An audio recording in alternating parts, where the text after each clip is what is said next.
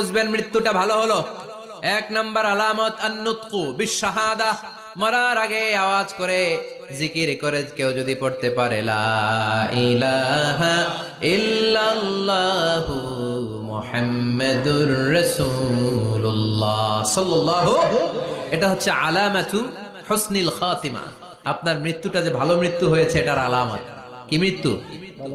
সবাই বলে ভালো মৃত্যু আমরা চাই কি চাই না? ভালো মৃত্যুর এক নাম্বার আলামত কালিমা পড়ে যদি মরতে পারে।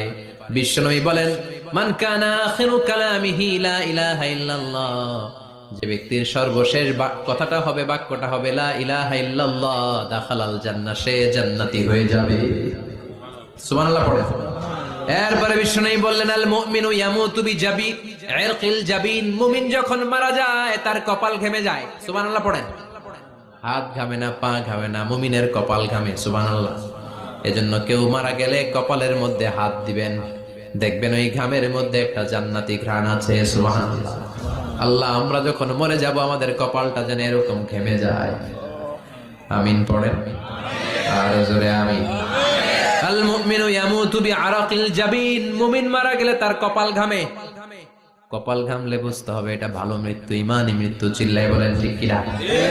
এরপরে বিশ্বনবী বললেন ফি লাইলাতিল জুমা, জুমার রাতে যদি মরে, আও ফি শাহরি রমাদান, কিংবা রমজান মাসে যদি মরে, আও ফি সাফারিল হজ, কিংবা হজের সফরে যদি মরে। বাংলার জমিন থেকে অনেক হাজিরা হজ করতে যায়, অনেকে ওইখানে যে আরাফাতের ময়দানেও মারা যায়, এরকম হাজি আছে না নাই? খুশনসিব, এটা খুশনসিব। আলহামদুলিল্লাহ পড়েন। এরপরে বিশ্বনবী বললেন মাউতু শাহাদা, আল্লাহর রাস্তায় জিহাদ করে কালেমার বাণীকে উপরে তুলে ধরার জন্য কেউ যদি শাহাদাতের পেয়ালা পান করে, শাহাদাতের মৃত্যুর চাইতে ভালো মৃত্যু আর হতে পারে?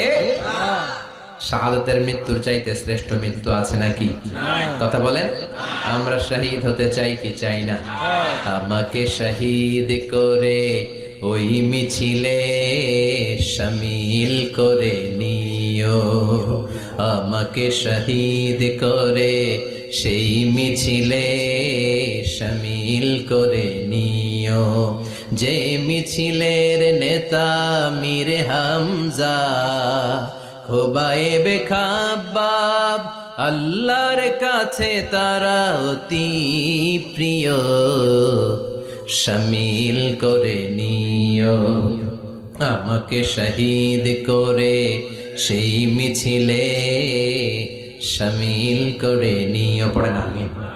শাহাদাতের তামান্না যেই মুমিনের অন্তর নাই, অন্তরের ভেতরে নাই, ওই লোক কি মুমিন হতে পারে নাকি? মান সাআলাল্লাহ শাহাদা, বিশ্বনবী ফরমান যে ব্যক্তি আল্লাহর কাছে শাহাদাতের মৃত্যু চায়, বাল্লাগাহুল্লাহু মানাজিলাশ শুহাদা ওয়া ইন মাতা আলা ফিরাশিহি, কেউ যদি আল্লাহর কাছে শাহাদাত অন্তর থেকে কামনা করে, রব্বুল আলামিন ওই ব্যক্তিকে শাহাদাতের মর্যাদায় নিয়ে যাবেন, যদিও সে বিছানায় পড়ে পড়ে মারা যায়। বিছানায় পড়ে মারা গেছেন, কিন্তু অন্তরে কামনা ছিল আল্লাহ আমারে তুমি শহীদ হিসেবে কবুল করো, শহীদদের কাতারে আপনারা দাঁড় করায় দিবে কে? ওমরে ফারুক বলতেন আল্লাহুম্মা আরযুকনা শাহাদাতান ফি সাবিলিক, ও আল্লাহ আপনি আমারে আপনার রাস্তায় শহীদ হিসেবে কবুল করেন। ওয়ারযুক মাউতি ফি হারামি রাসূলিক, পৃথিবীর কোন শহরে মরতে চাই না, বিশ্বনবীর শহরে মদিনা শহরে আমার মৃত্যু কবুল করেন। আমিন। ওমরে ফারুক কই মরছে?